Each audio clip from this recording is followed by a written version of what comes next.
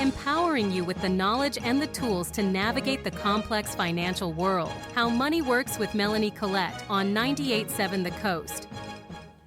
Good evening and welcome to this week's episode of How Money Works with Melanie Collette, where financial literacy meets everyday living.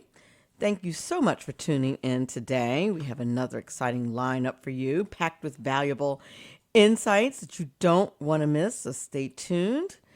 As always, we're going to talk about the practical, give you some encouragement, and I hope that you will stick around. Today's show dives into the crucial topic of credit and debt management, which at this time, with our economy being the way it is crucial. I will say, as a matter of fact, statistics say that we are at a record-breaking credit card use here in the United States. It actually is a little bit scary how much debt the country is in, but also how much debt we are in individually. So it's a very important topic. And you should know that when we talk about like credit issues, we're not just talking about your credit cards. It's not just a piece of plastic. In fact, in your financial lifetime, as far as your financial lifeline is concerned, your credit is visible to lenders who can decide whether or not you get a house. They can decide at what interest rate you're going to be able to borrow money. So your credit score, while some people say it's not a critical number, I would argue otherwise because it dictates whether or not you're able to secure a loan and at what interest rate. So it's very important that you understand things like your credit score and how it's being calculated. There are some key factors that come into play, such as your payment history, but your credit utilization, and we'll dive into the details of that and what that means, because you might be thinking, well, I always pay my bills on time. Why isn't my credit score higher? I am going to explain that today. Also, how to effectively manage your money so that you can protect yourself and your overall credit exposure. We'll also take a look at credit reports and how these documents are produced. You'd be very surprised. A lot of people are not aware, but these are the documents that are subjected to financial scrutiny whenever you want to borrow money. We'll talk about how credit cards work. I want people to know that credit cards need not be your enemy. It's not an all or nothing proposition. So we'll talk about the good and bad of that. We'll talk about good versus bad credit and how does it affect your everyday life. We're going to talk all about debt. Not all debt can be detrimental. There is such thing as good debt, and debt can be a strategic tool to build wealth. So it's important to understand. But also you understand that bad debt can really depreciate your assets, and it can hinder your financial growth. So be careful about that, and we'll do a deep dive into that as well. We'll also explore some strategies to manage and pay off your debt effectively using methods like the snowball method or the avalanche method. They both are pretty useful. We'll also, I feel like I talk about interest rates all the time, but interest rates, when we talk about credit and debt, can be the silent killer. And we're going to talk about the reasons why. When it comes to borrowing, you really need to pay attention to how interest rates could either be your ally or your adversary. And also understanding how that is going to affect your payments. After the education corner, we're going to talk about financial success stories. I have I have four, as a matter of fact, four quick, pretty inspiring financial success stories that I can't wait to tell you about. They're motivating, but they're also practical. So I love that. And then later on in the show, during the financial trends segment, we're going to talk to the public speaking guru, Laura Reid, who has turned her fears into a thriving career. And she's going to share her insights on how mastering the art of communication can significantly affect your financial growth. So I'm very excited to have her here today. So please stay tuned and listen to the show. Stay with us for How Money Works with Melanie Collette. We'll be right back.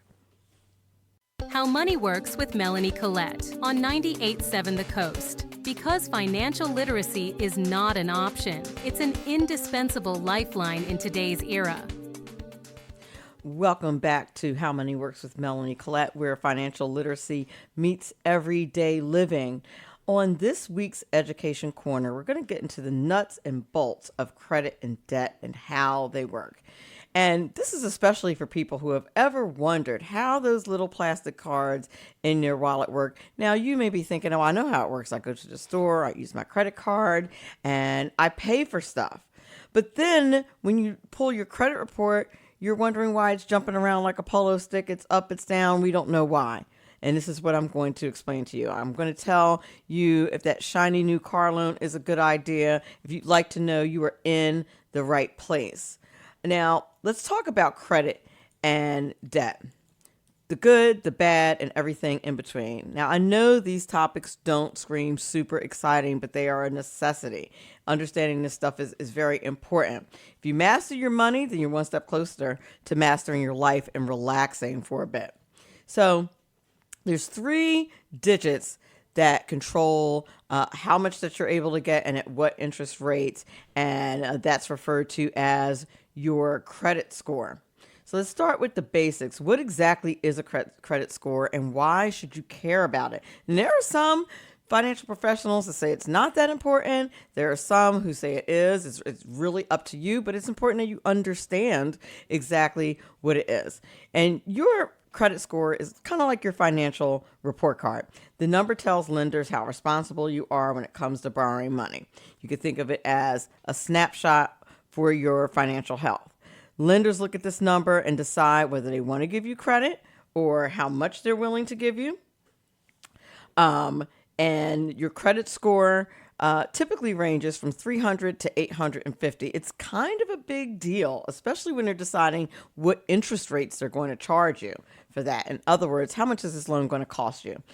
If a lender sees you as a low risk, then you're more likely to get a great interest rate, meaning you're not going to pay that much for the loan. You're not going to be charged that much for the privilege of borrowing the money. But if your score hangs out in the 600 range or below, then you're going to want to roll up your sleeves and get to work, because that can make borrowing money way more expensive and cost you in the long run. So how is your credit score calculated? And a lot of people don't realize that there are many factors. It's not just up to whether or not you pay your bills on time. In fact, you can have 100% on time rate and still have a low credit score. So let's take a look. Now, your payment history, of course, is important, but it's not the end all be all. In fact, it makes up about 35% of your credit scores. Lenders can see that you've paid your past credit accounts on time.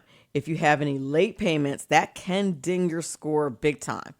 But now that's 35%, but another big one is credit utilization. Now, this seems ridiculous. It has always seemed ridiculous to me, quite honestly, because if you're paying the bills, what difference does it make? But this is how they see it.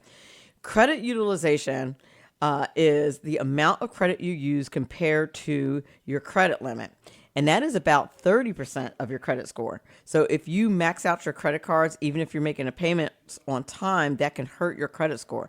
So what we're talking about is, let's say you have a $900 credit limit on a card. Then you don't want, in order for your credit utilization to not negatively affect your credit score, you don't want to spend more than $300 on that card.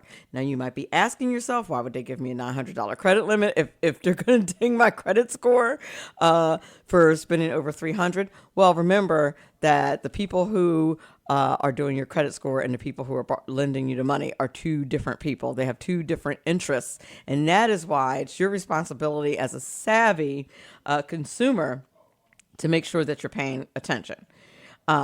Another factor is the length of your credit history. How long have you had your credit accounts? The longer you've had your credit accounts, the better. This accounts for about 15% of your credit score. Another factor that accounts for about 10% of your credit score are your new credit accounts. And what I mean is how many times you apply for new credit can affect your credit score.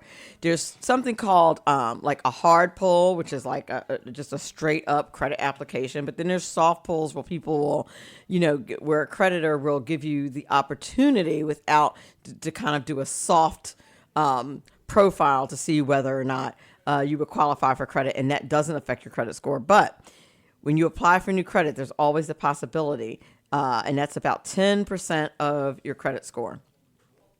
The other thing that they consider, and this accounts for about another 10%, is your credit mix. Do you have a good mix of credit types? It's just like anything else in finance. You want to diversify. So lenders like to see that you can handle all different kinds of credit, like credit cards, installment loans, and mortgages are different kinds of credit. So understand that your credit score is a big part of that financial picture, and there are many factors that can influence it. However, there is another piece to the puzzle, and that is your credit report. And this gets really dicey, and you'd be surprised what is involved. Now, your credit report is a detailed history of your credit use. So you have your credit score, but then when you pull your credit report, you can see what kinds of things are affecting your credit report. And it's really good. A lot of very good apps these days will give you a breakdown so you can see the areas that you need to work on. Your credit report shows things like your a list of your accounts, your payment history, and any other debt that you might have. And it's a really good idea to check your credit report regularly. People recommend no less than a year. And as a matter of fact, you can get a free copy of your credit report every year from the 3 major credit bureaus, Equifax, Experian, and TransUnion. So go ahead and check it out. Make sure you check it out. And also, it's a good way to identify whether or not there's fraud on your account. So it's a good idea to try to keep track of your credit report. And some of these places, like Experian, for example, and TransUnion, I know for a fact, offer credit monitoring services, which is not a bad idea in this day and age where digital scams are on the rise. Now, how do credit cards work? Let's move on to this topic. And those little innocent looking pieces of plastic that have that look so innocent and benign can really get us into trouble if we're not careful. And they aren't inherently bad, but they can be a powerful tool for building and maintaining good credit if you use them responsibly. So here's how they work. When you use a credit card, you're borrowing money from a company to make purchases. I think we all pretty much know that, right? You're expected to return that money, ideally in full, by the due date. If you do, then you won't pay any interest. But if you don't, that's when things can get tricky. Credit cards come with an interest rate known as an APR, or an annual percentage rate. And I know there was a time in my life before I started getting into financial literacy that I had no idea what that APR meant. You would look at it on your credit card and go, okay, it's the APR. What does that mean? Well, it means annual percentage rate. And what it means is if you carry a balance from month to month, the credit card company charges you interest on that balance. And credit card interest rates can be pretty high, often in the double digits. And in this economy, it's now in the 25 to 30% range, which is really expensive. This is why paying off your balance in full, if you can do so, is really important. Another thing to keep in mind is your credit limit. As we talked about before, this can have a negative effect on your credit score. Your credit limit is the maximum amount of money the credit card company will allow you to borrow. Staying well below your credit limit is smart because, as we talked about earlier, having too much available credit, too much of your available credit can hurt your credit score. You want to try to keep that around 30%.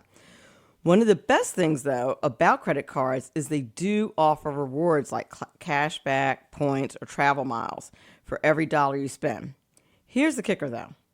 These rewards are only worth it if you're not paying interest. You always have to do the math. So if you're carrying a balance and getting charged interest, those rewards aren't making up for what you're paying in interest.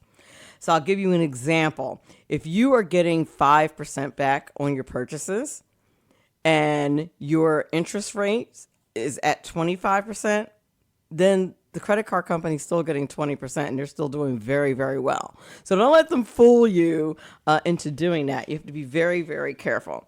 So the takeaway here as far as credit cards are concerned is use them wisely, pay off your balance in full every month if you can, and then enjoy the rewards without getting caught in that negative interest trap. Now, another thing I want to talk about is good debt versus bad debt. Not all debt is bad. Now, I love Dave Ramsey, and I'm not going to throw him under the bus here because his philosophy is kind of like all debt is bad. I don't necessarily believe that. And there are some ways that you can decipher good debt from bad debt. So good debt is debt that's an investment in your future. It's the kind of debt that can help you build wealth over time. For example, taking out a mortgage to buy a home can be considered a good debt because over time, your home is likely to increase in value. Similar things can be said about student loans, but I would caution you there because it really does depend on whether or not the student loan is for something that is marketable and you can make money. So you have to be careful. If you are not to, disparage the basket weavers out here, but if you're getting a master's degree in basket weaving, that probably is not your best investment for a $100,000 student loan.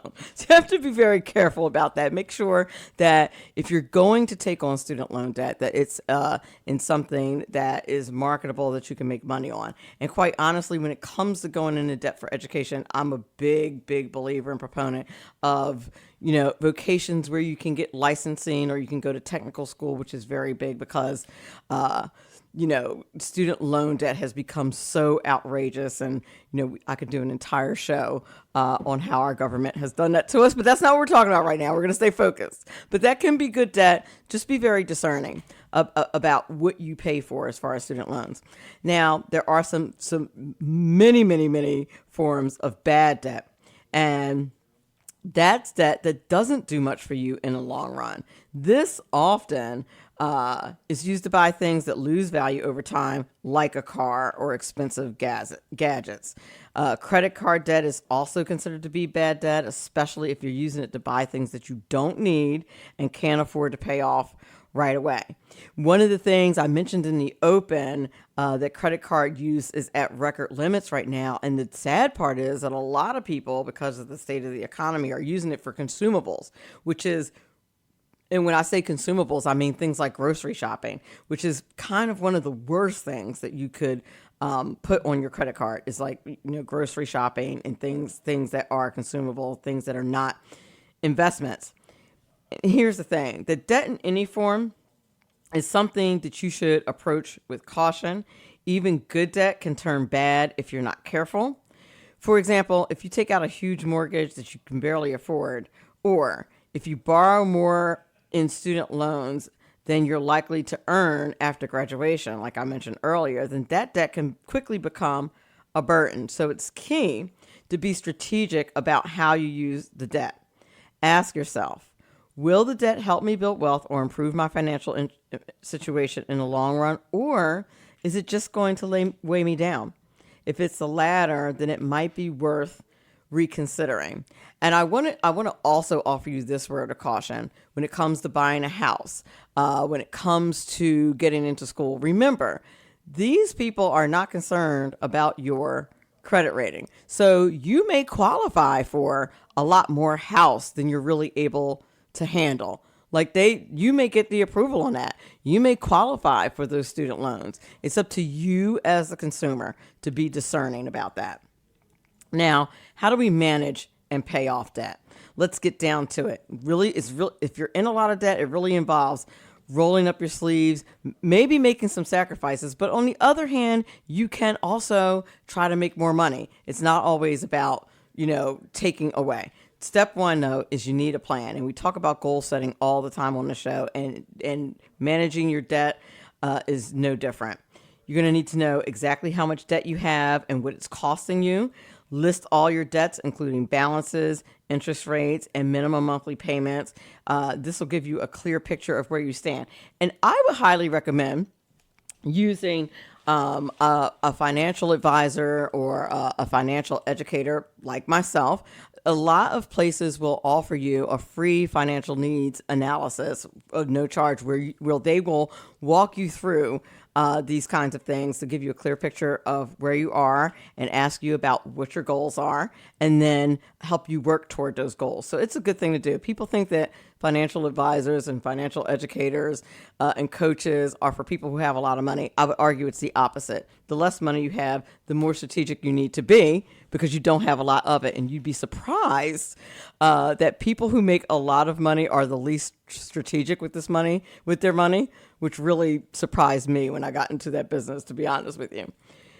Make sure you prioritize your debts. Know what you're dealing with. There's a very common strategy known as the Debt Snowball method. And that's when you start off by paying the smallest debt first, regardless of the interest rate. And the idea there is that it's a psychological boost once you get that debt paid off, and then you go to the next one and the next one. And then there's another method called the Avalanche method. And this is one that focuses on paying off the debt with the highest interest rate, which saves you money in the long run. Both work pretty well, and it really just depends on what your motivations are. The next step is you're going to want to cut expenses and increase your income. If you can do both at the same time, that's a wonderful thing. I recommend looking to increase your income first. A lot of times people don't look at that. They often just look at the sacrifices that they have to make and make cuts, but you can also look at creative ways to free up some money. Maybe you can pick up a side hustle. Maybe you can sell stuff that you don't need. A lot of our problems with that come from our spending and just having way too much stuff. You can consider a debt consolidation. Be very careful about that, though. And this you would consider if you have like multiple high interest rate debts. You may want to do a debt consolidation if you can get a much lower interest rate than the debts that you're paying off. And that way you can simplify it into one payment. A word of caution here. If you do that, you have to be careful not to run up your other credit cards. Run them back up because now you'll be in a double bad situation. And then the last step is you're going to want to stay the course. You have to be disciplined, but it is very much worth it. Keep your eye on the prize and have your peace of mind in front of you. Now I want to talk about the silent killer, and those are those interest rates. Now, credit card interest rates are notoriously high. Right now, they range from 15 to 35%, which is outrageous. It used to be that it didn't go any higher than 25%, but it is much higher now. And that's why paying off your credit card balance is really important.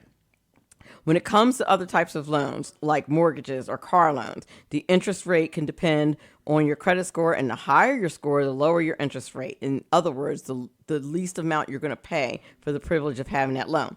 That's why keeping your credit score in good shape is really important. One thing to remember, always read the fine print when you're taking out a loan or applying for a credit card. This ensures that you understand the interest rate, its calculation, and whether or not it can change over time, especially with mortgages, whether it's a fixed mortgage or an adjustable rate mortgage. If it's adjustable rate, then that means it can change over time. And you have to be super careful about that because if the interest rates go up, then that means you're going to be paying more for your debt. If they go down, you'll be paying less, but a lot of times that is not what happens. Remember, knowledge is power when it comes to your finances and particularly when it comes to debt. The more you know about your credit and how debt works, the better equipped you'll be to make smart financial decisions. And if you take one thing from this education corner, let it be this: that credit and debt aren't just numbers on a screen. They are tools, and like any tools, they can be used to build something great, or if they are misused, it can cause big problems. You get to choose. Thank you for listening to this week's Education Corner. We'll be right back with financial success stories after the break. How Money Works with Melanie Collette. It's not just about making money. It's about making informed decisions that pave the way to a prosperous future. Welcome back to How Money Works with Melanie Collette. In this segment, we're going to break down the nitty-gritty of financial success and sprinkle just a little inspiration into your financial journey.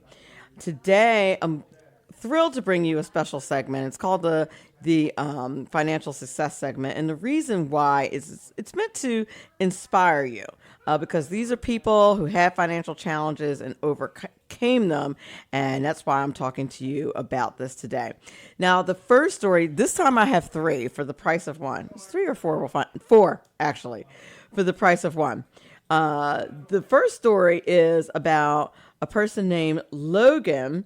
And I want to make sure that I tell you that I ran into these financial success stories on chime.com. I want to make sure I give them credit for where I got these stories from. And this is the story of a 21-year-old who was fresh out of college and was staring down the barrel of $34,000 in debt. Logan had no car, and the bank account might as well have been a mirage. He's sitting in his cubicle one morning, feeling the weight of a financial mess, can you relate, and had a bit of a panic attack. He looked at his future filled with more of the same, more stress, more struggle, more scarcity. But instead of staying stuck, Logan decided to hustle. He worked overtime at his day job, picked up some side gigs, and shared a cramped room with 3 other guys to save on rent. He slashed his expenses by cooking at home and buying generic brands at the grocery store. Now, this does not sound glamorous, and a lot of young people today really don't want to do it, but this is what we did back in the day. I'm a Gen Xer. This is classic, what you would do when you're 21 years old and struggling. But get this. By the time Logan was 22, only a year later, he had over $10,000 saved and was adding $2,000 a month to his savings account. Now, that's called a turnaround. But I shared that story with you to show that you can change your financial destiny if you're determined enough and you're willing to make the sacrifices. Story number 2 I want to share with you is the story of a gentleman named John. And John's story shows how slow and steady can win the race. Now, John was curious about how people went about building wealth. He started by diving into books, blogs, and podcasts, anything he could get his hands on. And the advice was consistent. Start by saving. Now, John was skeptical about always saving money and what that meant, but he thought there had to be some secret sauce or an insider trick that the pros were not sharing. So he decided to test this out by saving just $20 a week from each paycheck and putting it into his 401k.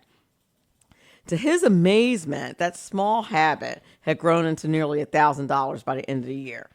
By the second year, he was closing in on $2,000.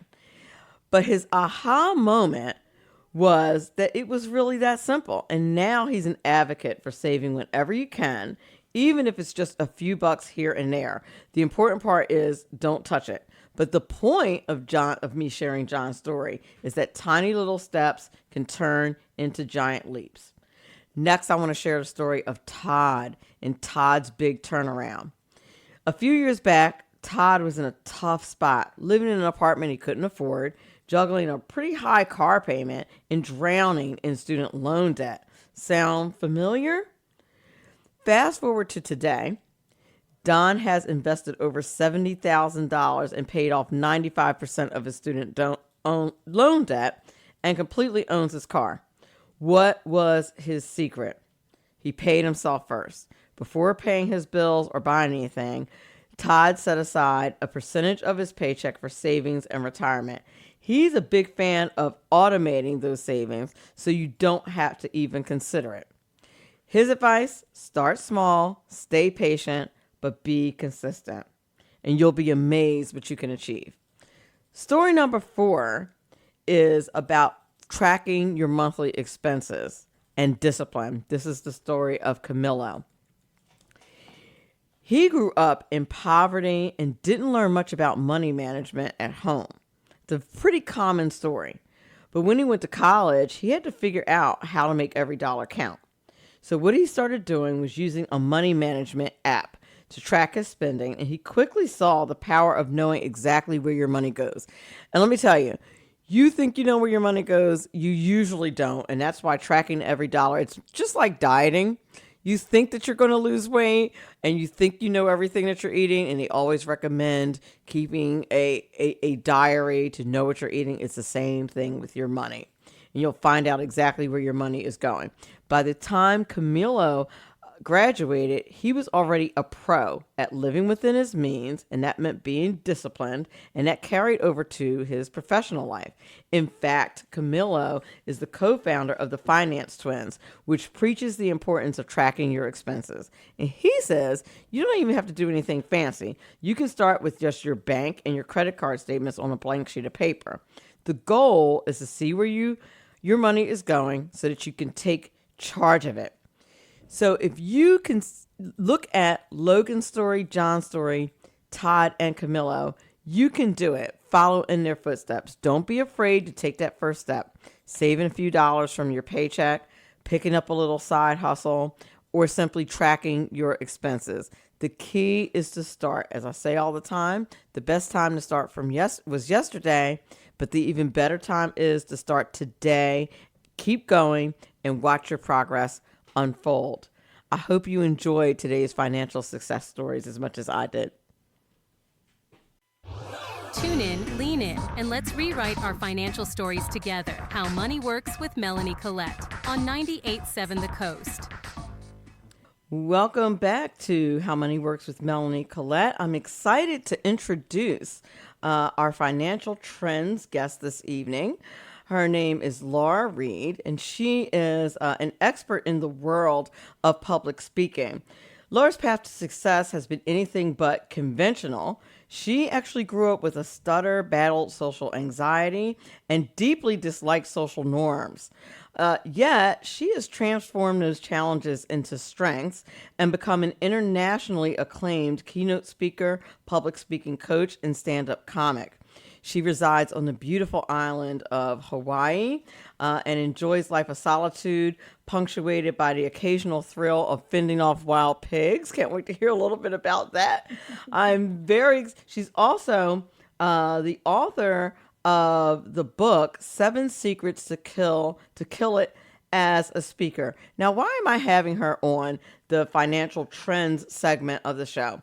And I'll tell you why. Because effective communication can be a game changer when it comes to your career, your life, and ultimately your finances. If you can master the art of clear communication and being persuasive, you can negotiate a better salary, you can close more sales, and even make more money by sharing those stories on stage as a paid speaker. So I thought, and more people are doing this, especially on social media. So I thought Laura would be a great guest to have on the show for our financial trends. She has won numerous awards and storytelling competitions, and she's proved that you can turn your voice into a lucrative career. So without further ado, Laura Reid. Thank you so much for having me, Melanie. Absolutely. Thank you for being on the show. I really appreciate it. And I know that for me, I could really relate to your story. I used to have very terrible stage fright, and now I do TV and radio, and it's crazy. So it was really relatable when I noted that you used to have a stutter, and you can use public speaking most certainly and good communication styles in order to make money. So tell me a bit about, aside from what I said in the intro, about your journey to becoming a public speaking coach and a keynote speaker, because it really is a unique story.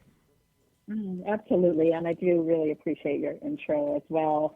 But yeah, I mean, Brene Brown says that you either walk inside your story and you own it, or you stand outside your story and you struggle for your worthiness.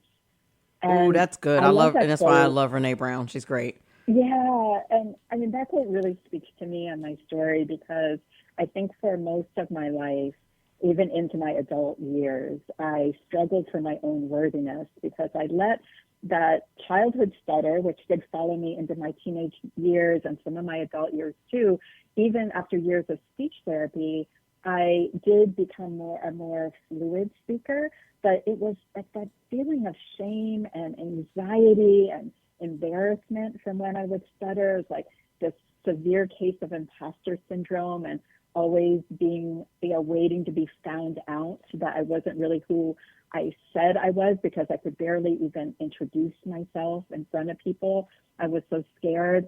That always stayed with me, that feeling.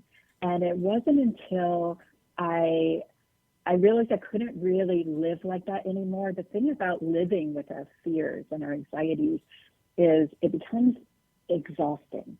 And there's a weight kind of attached to it. And I'll never forget, it was about 15 years ago, and I was in a staff training. I was a teacher at the time, and I saw the words in the agenda were really just the one word that I feared more than anything, which was introductions. Because that meant we had to go around the room, and just all I had to do was tell a little bit about myself, say my name. And I remember as it got closer and closer for my turn, I started just feeling all these symptoms. I got a little dizzy, nauseous, severe back pain. And I didn't realize it really at the time, but I was having a panic attack. Oh, dear. And yeah, it was about 2 people before me, and I couldn't take any more. I ran out of the room, and I said I had to go home sick, but really I went home just ashamed. And I realized I couldn't live like that anymore. And then this moment of serendipity happened where I happened to be walking down the street. I saw this flyer for a storytelling competition. And it was like my biggest fear, and yet there's something in me that was just like, you just have to enter it. You're going to enter this competition. And I found my really unlikely place of refuge there on a stage, standing in front of a microphone, telling my story in front of an audience. And it was the most empowering, exhilarating moment in my life. And then afterwards, it's like all the people that came up to me, I won the competition. And people came up to me and were like, you've inspired me now to be vulnerable, to share my story. And because I spent years researching how to overcome public speaking fears, just to get me through these little moments in life, even just answering the telephone, I knew I had an obligation then to help other people. And the more I started stepping into my own story and getting up on stages, facing that fear, the more that just became my mission and eventually my career that I have now. I love it. I love it. And a lot of times that's what adversity will certainly do for us. And I don't know if I think you did hear the open where I was talking about why I have this as a financial trend, because because communication is so important in our everyday lives and can affect us as far as our careers are concerned, as far as our ability to negotiate salaries and speak up for ourselves. Like, all of these things are very important. A lot of times people who are successful are not necessarily the ones who are the smartest in the room, but it's people who have these kinds of skill sets that become the most successful. And can you talk a little bit about the power of effective communication, and particularly, like you just touched on, in the workplace and in areas that are going to help to promote you further put you further in your career, and perhaps in entrepreneurship and other areas like that? Absolutely. I love that question because, it's really what I like to call just everyday courageous communication. You don't have to be a keynote speaker, be the next, Brene Brown to get up on stages and reach thousands of people. Sometimes in just our everyday life, just raising your hand in a staff meeting to share a new idea, right? Pitching to your boss, for a raise, right? Or going out on your own. And as an entrepreneur, it's so important. And it's not just just being able to speak up and be the loudest person in the room, that's not really what effective leadership is.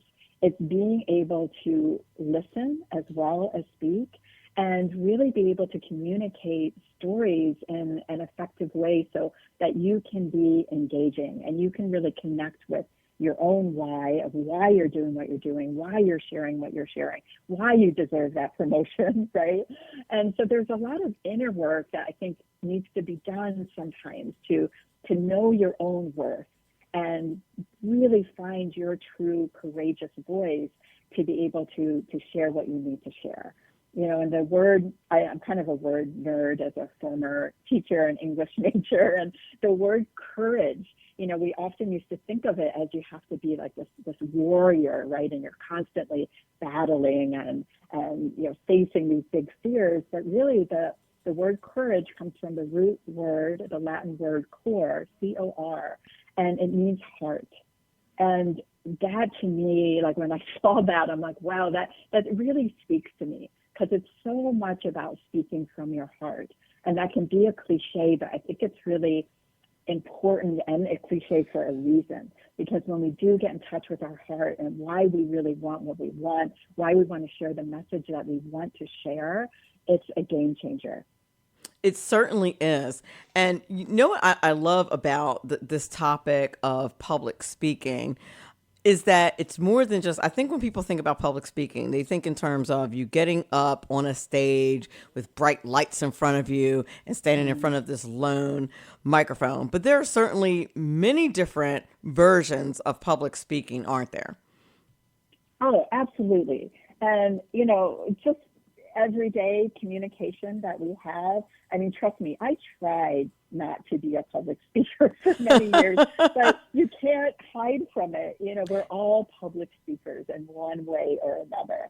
So yes, whether it's just that everyday communication in the workplace, being able to speak up, or you want to start, your own podcast, a webinar, just getting on Instagram and sharing a live video, or on Facebook. I mean, it definitely takes courage, but to me, that's a game changer, especially if you have your own business or you're an entrepreneur. The author and guru in marketing, who I love, Seth Godin, says that people don't buy your product or service anymore. They invest in your story. Correct. And there's that level of authenticity and vulnerability that it can be really rare, especially on social media. And so how can you really compete, especially now in this world of AI where, it's very, it's just ubiquitous to be able to, get out there and share things and on social media all the time, share these messages. But how can we really stand out? And I think the way to stand out in the sea of messages is with your own unique voice and story. Very true, because that story is unique to you, right? Nobody else has it. Now, let me ask you, and as you're aware, and we've both expressed, it's not uncommon that you had a fear of public speaking. I used to have a fear of public speaking. I used to literally get sick before I went on stage. And I did I was in the choir and plays, why was I doing that when I had very severe stage fright? I do not know. But I really do believe that your calling is your calling. You know what I mean? Yeah. And nobody can keep you from it. It is what it is. But public speaking is a very, very common fear that people have. Do you have any strategies that you would recommend to people who maybe they, like you said, don't like to do those little icebreakers that educators and other corporations are so famous for making us do, introducing ourselves, or the person who really does have a story that they'd like to share, maybe in front of a bigger audience? Do you have any strategies you could recommend for overcoming fears of speaking in front of an audience, no matter how big or small? Absolutely. And I mean, for the introverts out there like me, icebreakers, that's the other thing. They really are the worst, aren't they? Like, do we have to? Do I have to? Right. Yeah, absolutely. And you're right about, the biggest fear, I think, according to the National Institute of Health, it's 77% of our population. So it's a bigger fear than death. Death. And when death is number 2 in our fears as human beings, then we know there's definitely, a problem here that we all need to face and figure out. And sometimes it is just figuring out the techniques that work for you. And I spent years just, Googling how to overcome these fears. And there's a lot of tips out there, but the one that I love, that I have found most effective, and the people I work with find really effective, is the one that I just kind of invented, and you're not going to find it out there anywhere. And I discovered it through this trial and error myself. By so much people say you have to get out of your comfort zone, right? You know, we hear it all the time, and you can't really avoid it on Instagram, right? And, you know, that the only way to really face the fears is to do that. But, you know, when you ask yourself, like, how do you feel in your own comfort zone? You know, whatever your most unique, you know, comfortable comfort zone is to you.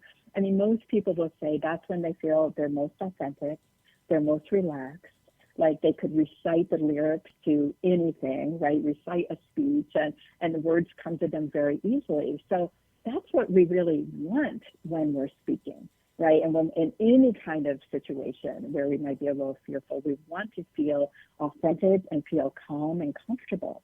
And what happens is when we tell ourselves we're breaking out of our comfort zone and we're doing this scary thing, you know, there's a lot of science behind this actually, where our brains go into this nervous brain mode.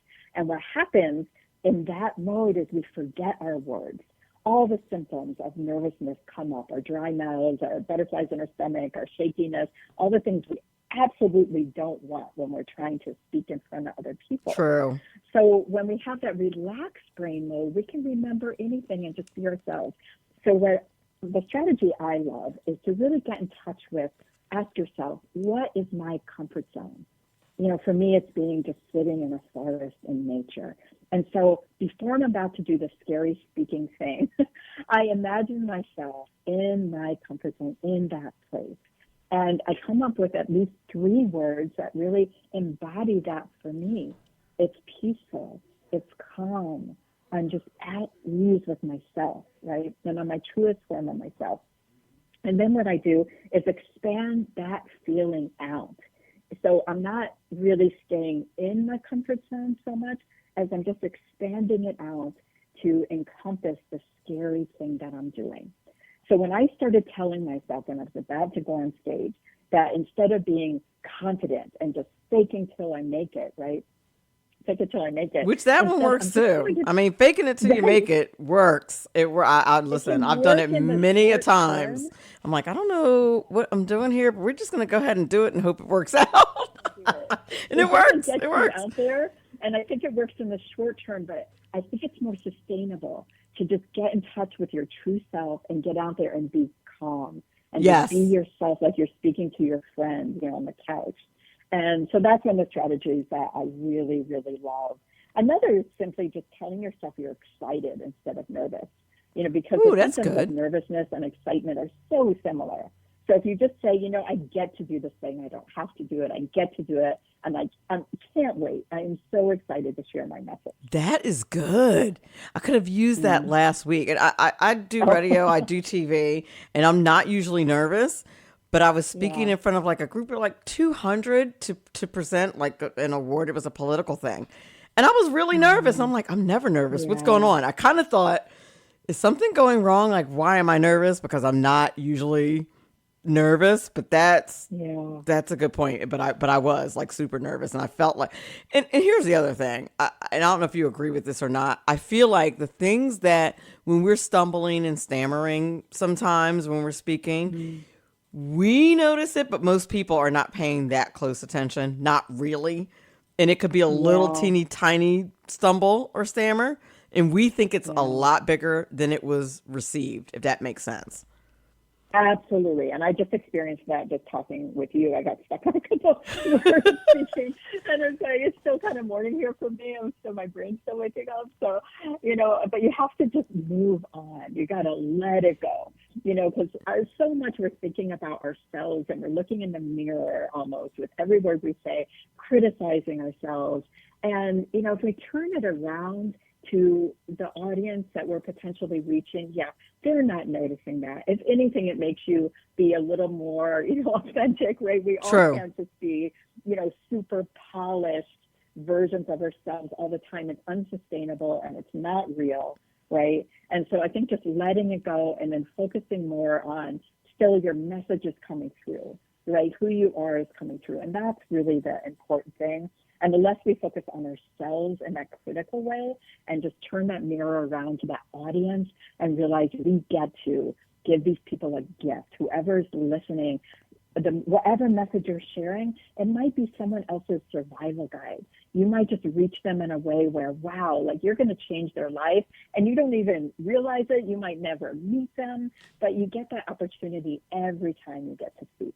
Yep, that is very true. Now, I'd love for you to talk a little bit about your book and the deadly sins of public speaking. And of course, toward the end, tell us where we could get it. Tell us a little bit about what's in that book and why it would be helpful to take a look at that, whether you are going to be, you want to do stand-up comedy like you do and speak in front of large audiences, or maybe it's just able to help you to do that icebreaker in a meeting at work with confidence.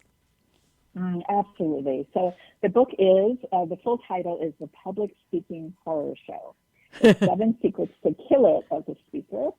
Someone else, I was just on a podcast and they misread the subtitle as 7 Secrets to Kill a Speaker. I was like, no, that would be a totally different book. Yeah, that would be. And law enforcement might be at your door as well. Right. Yeah, we don't want that. But I definitely want you to kill it as a speaker. And it can be found on Amazon and also on barnesandnoble.com. And if you're on the big island of Hawaii, it's in some local bookstores here, which I'm really proud of. And it's really, for me, it was really a love letter to your voice. And what I wanted to do is write a book for people that was going to make this topic of public speaking, which most of us dread, let's face it. I remember when I had to take it in college as a freshman, and it was just the most dreaded course you had to get through. But I wanted to make it fun and humorous and have some fun stories in there. And the best reviews that I've had are when people say I think someone just said they snorted out their coffee because they were laughing so hard reading it. I love it. So you're going to learn things, but also it's going to be a fun read. And I have activities right in the book. So I love when people just scribble inside the book, make their own notes. So I've made some exercises right in the book as well that will make it a little bit more fun. So I'm sharing my 7 secrets, my 7 most loved and tried and true techniques for not only overcoming fear, but how to craft your best message and speech, how to use humor in your speaking, how to really get in touch with your voice, which sometimes can be going to darker places within yourself too, and really embracing your own darkness, which I see as the parts of yourself that maybe you've hidden away from people. That's where some of our really good creativity and stories come from, I believe. Oh, for sure. You're dark humor to it, but for those that enjoy that, they'll enjoy it. Hey, listen, you got to laugh to keep from crying, right? And some of your best method actors, that's exactly the method that they use. So that's exactly how they do it. It's been an absolute pleasure to have you on the show once again, ladies and gentlemen. We've been listening to Laura Reid, public speaking expert, stand-up comedian, and author of 7 Secrets to Kill It as a Speaker. Thank you so much for being on How Money Works with Melanie Collette today. We appreciate you. Oh, it's been such a fun conversation. Thank you, Melanie, and aloha to everyone. Thank you. Aloha. Thank you. How Money Works with Melanie Collette, where financial literacy meets daily living. I want to thank you so much for listening to How Money Works with Melanie Collette. Thank you for listening to each and every segment. I hope you enjoyed it. A special thanks to our guest for our financial trends segment, Laura Reid, for teaching us about public speaking and how we can incorporate that courage and good communication into our careers and to help our finances. And thank you, the listener, for listening to the show, whether you're listening live here on 98.7 The Coast or listening as a podcast. Remember to follow our Facebook page at How Money Works with Melanie Collette, where you can download a free ebook called How Money Works. We want to make sure that you do that. Thank you, and stay tuned next week for another wonderful episode with another great guest. And remember, How Money Works, where financial literacy meets everyday living.